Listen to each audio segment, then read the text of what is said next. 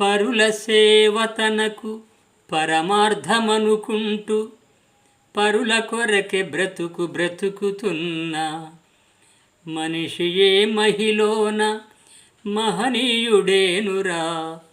ధరణి మనుజులందు దైవమతడే.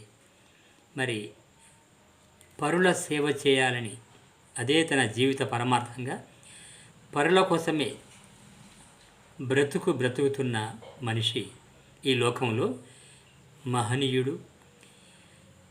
ఈ లోకంలోని మనుషుల్లో ఆయన ఒక దైవ స్వరూపుడు.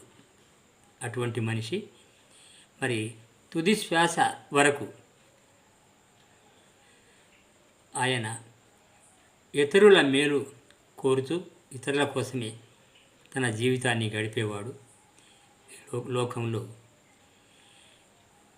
దైవ స్వరూపుడు అని సాయి మాట మనకు తెలియజేస్తుంది.